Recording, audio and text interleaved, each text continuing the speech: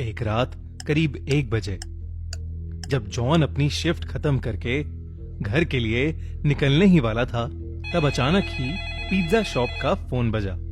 John ने phone उठाया तो कोई आदमी बहुत ही सहमी आवाज में ऑर्डर दे रहा था। पहले तो जॉन ने ऑर्डर लेने से मना करने का सोचा, क्योंकि पिज्जा शॉप का क्लोजिंग टाइम ऑलरेडी हो चुका था।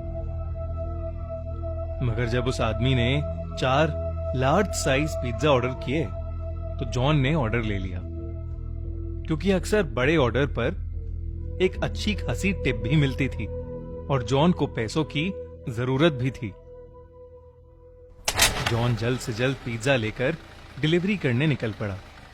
डिलीवरी एड्रेस उस पिज्जा शॉप से काफी दूर शहर के आउटस्कर्ट्स में था। देर रात हो चुकी थी और वो रास्ता भी काफी सुनसान था। सड़क कच्ची थी और उसके दोनों तरफ बहुत सारे जंगली पेड़ पौधे थे। रास्ते में कोई स्ट्रीट लाइट भी नहीं जल रही थी, जिसकी वजह से वहां अंधेरा ही अंधेरा था। कुछ और देर की ड्राइविंग के बाद जॉन उस एड्रेस पर पहुंच गया। वो एक बहुत ही पुराने दिखने वाले अजीब से घर के सामने खड़ा था। वो घर फॉरेस्ट एरिया के अंदर था और उस घर की कोई भी लाइट नहीं जल रही थी, बल्कि आसपास कुछ हलचल भी नहीं थी। बिल्कुल ऐसा लग रहा था कि जैसे वो घर सालों से वीरान पड़ा है और उस घर में कोई रहता ही ना हो। जॉन उस घर को देखकर थोड़ा घबरा रहा था, इसलिए उसने अपने मैनेजर को कॉल किया। वो अपने मैनेजर को वो सिचुएशन एक्सप्लेन करके वहां से वापस चले जाना चाहता था, लेकिन उसके मैनेजर ने फोन ही नहीं उठाया। जॉन अगर बिना मैनेजर को बताए वो 4 पिज्जा वापस ले जाता तो उसका मैनेजर उससे बहुत ज्यादा गुस्सा हो जाता और उसकी सैलरी भी काट लेता। इसलिए जब बार बार कॉल करने पर भी उसके मैनेजर ने फोन नहीं उठाया तो उसने एक बार उस घर के पास जाकर डिलीवरी ट्राई करने का मन बनाया। जॉन जैसे ही आगे बढ़ा, उस घर के अंदर की एक लाइट ऑन हो गई। जॉन को थोड़ा सा कॉन्फिडेंस आया कि शायद अंदर कोई है। उसने डोरबेल बजाई और जोर से कहा, पिज्जा डिलीवरी। मगर कुछ देर तक किसी ने दरवाजा नहीं खोला। जॉन ने फिर से बेल बजाई तो उसे अंदर से किसी के कदमों की आवाज आई, लेकिन फिर से किसी ने दरवाजा नहीं खोला। जॉन वापस जाने ही वाला था कि अचानक से वो दरवाजा अपने आप खुल गया। जॉन थोड़ा घबराया हुआ अंदर घुसा। हॉल में एक डिम सी लाइट जल रही थी और वहां कोई भी नहीं था। जॉन ने आवाज लगाई, हेलो, कोई है? प्लीज अपना पिज्जा ले लीजिए। तभी जॉन ने देखा कि हॉल में पड़े सोफे के नीचे एक काली बिल्ली निकलकर एक रूम की तरफ भागी। जैसे ही वो बिल्ली उस रूम में घुसी, उस रूम की लाइट्स और टीवी ऑन हो गया। साथ ही छोटे बच्चों की शैतानी करने की और हंसने की आवाज भी आने लगी। जॉन को लगा कि कोई शायद उसके साथ किसी किस्म का मजाक कर रहा है। वो गुस्से में उस रूम के अंदर गया। वहां 2 छोटी सी लड़कियां बैठी थीं। वो दोनों वहां बेड पर बैठे बैठे जॉन को अजीब तरीके से घूरे जा रही थीं।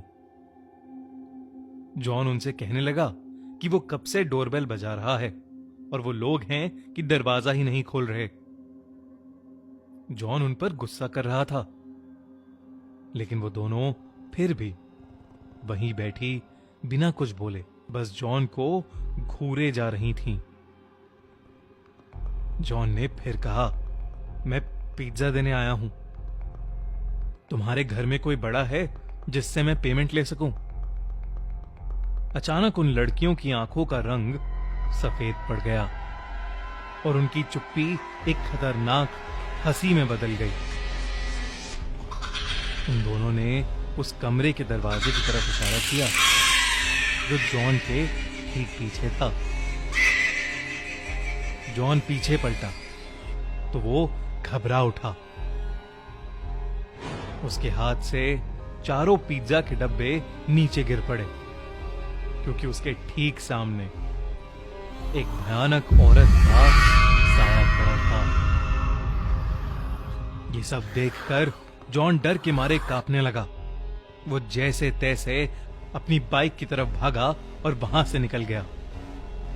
उस औरत का साया और वो दो लड़कियां उस घर के दरवाजे पर खड़े हुए